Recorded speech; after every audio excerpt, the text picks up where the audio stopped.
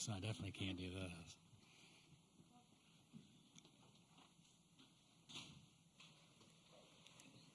All right, we'll go ahead and get started with Stanford's press conference. Reminder, please silence your cell phones, and then once you do get the mic to ask a question, give your name and affiliation. We'll start with a opening statement from Stanford head coach Jessica Allister, then go to questions for Stanford players Nigel Kennedy, and then Elena Vaughter after that, dismiss them, and then go back to questions for Coach Allister. So if you have an opening statement. Yeah, what a great season. What a great run at the end. I couldn't be more proud of the work that our group did this year. And I think when you take a look at where this program was when our fifth-year seniors came in and where this program is now, what Taylor Gendelsberger, Emily Young, and Emily Schultz gave to the program is just unbelievably amazing. And for them to buy in and believe that we could be playing here on this stage and competing the way that we were competing today, I will forever be grateful for them. I think that could have been a championship game. I think that could be a championship best-of-3 series. But just incredibly proud of the work we put together, proud of these two women next to me, and it's just been a joy of a group to coach. And I love them all, and I'm incredibly proud of them. Questions for players? We'll go to Ryan in the front row left here. Ryan Aber from the Oklahoma. And Nigel, if you could walk us through that, the at-bat to Jennings there in the ninth, and the way that played out, and also just in general, what do you take away from this experience in this week and your performance, especially in these two games against OU? Yeah, definitely not the outcome we wanted, but we're back at the World Series. I feel like that was the goal we got here, and now we have a taste, and we're going to come back hungry. Okay, we'll go to Barry, third row right. Barry Trammell with the Oklahoma. Nasri, two similar games. You really shut them down into 5 innings. Then they got you a little bit in the 5th inning of both of your appearances. What about both these games similar in terms of the way you were able to control the game, and then sort of what got away from you in the last inning of each game? Yeah, I feel like the more hitters kind of see a pitcher, the more the odds could tip in their favor. But I feel like that's something to work on in the offseason, just getting stronger and just working on endurance. But more questions for players? Third row left here. Hi, Nicole Auerbach, The Athletic. Nyjah, what did you learn about yourself and the future for you over the last 5 days? I think that I can play at this level. Coming in, I didn't know what to expect. I didn't know. We get Oklahoma right off the bat, and now I know, I can, for the most part, I can pitch to any team in the nation. For the all part.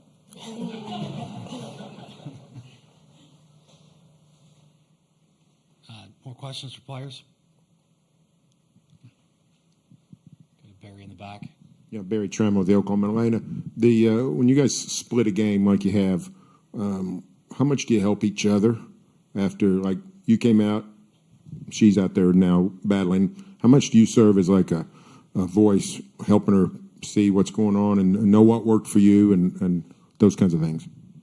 Yeah, sometimes I didn't do that today because I didn't really know the answer. But sometimes I say what the strike zone is, so I can kind of give you the idea there.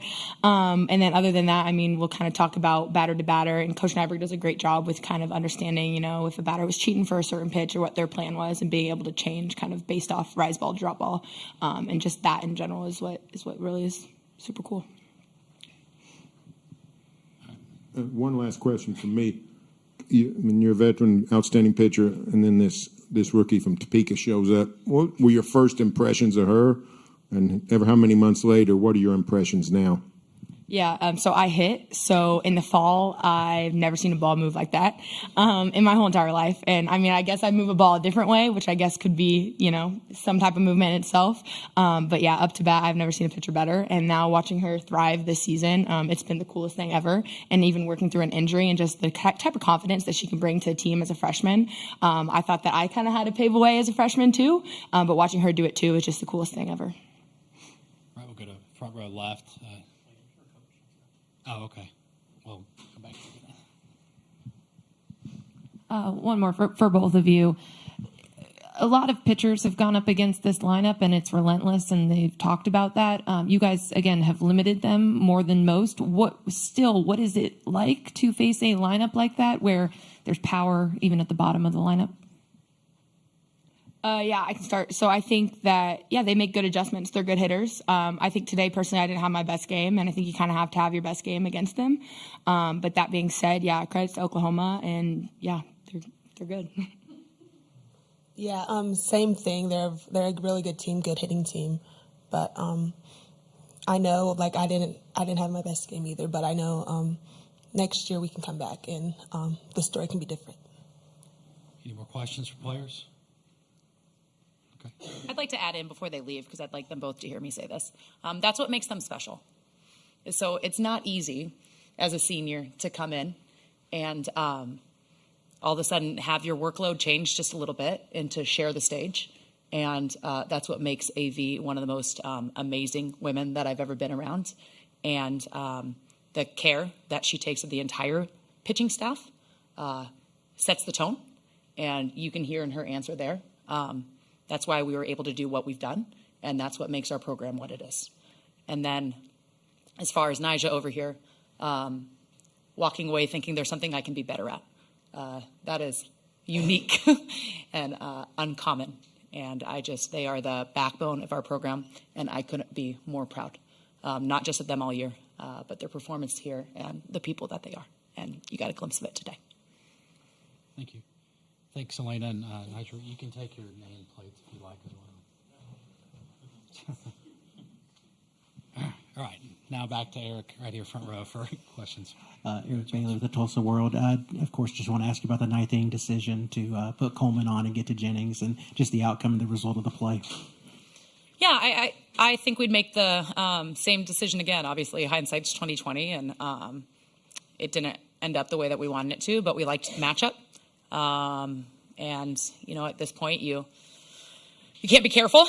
You got to trust your gut and go with the best decision. So, Nyjah had been phenomenal against Jennings, and like Nyjah said earlier, and she is too. I don't have the word, but she's not going to say that. That's a lot of at bats against a hitter. At some point the scales are going to tip. But just as gritty as she was tonight, I think it was the right call. Obviously, we didn't get the outcome we wanted. Stay on the front row right here to Eli. Eli Letterman, Tulsa World. Just following there, you're picking your poison between those two hitters. What within the matchup and with Nyjah made that the move you went with? Yeah, when we talked last time about how successful she's been against righties, and then how successful she'd been in the last two games. So, you're absolutely picking your poison. They're as good of a 1-2 punch as anyone. And we're just going to make decisions that we think put us in the best position to be successful. More questions for Coach Alistair?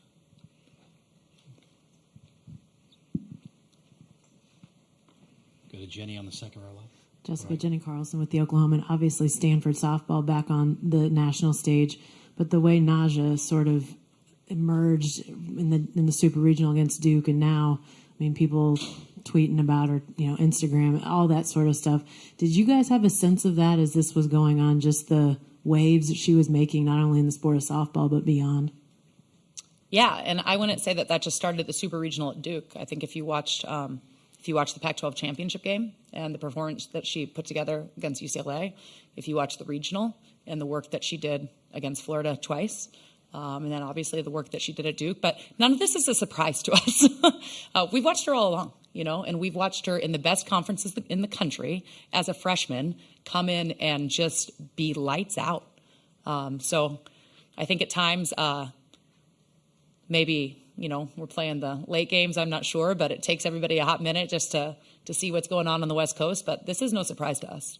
So it's great to see the rest of the country catching on to what, we've known from the start. All right, we'll stay second row right. Tarek Monster, the Norman Transcript. You guys really came out in the bottom of the first inning and put some momentum down. What was kind of the message to the team at that point when you guys had a 2-run lead, but there's still a lot of game left, obviously?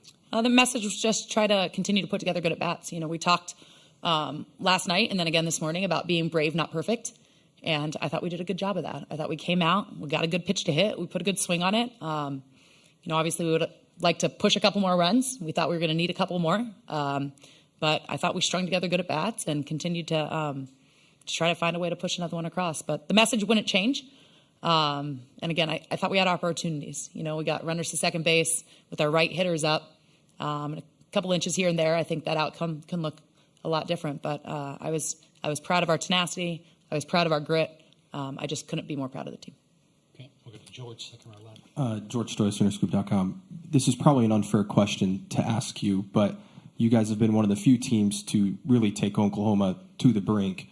What do you think it will take to beat this Oklahoma team? Well, a timely hit. I don't think I watch back those games and think that there was no way for us to win either game. I think we can win both games. But we need to have a timely hit. And like I said, and I told our players this isn't a dig, but we had the right hitters up. And in order to beat a team of that caliber, it's gonna take timely hitting. So I think we went toe-to-toe with them. I thought we played great games.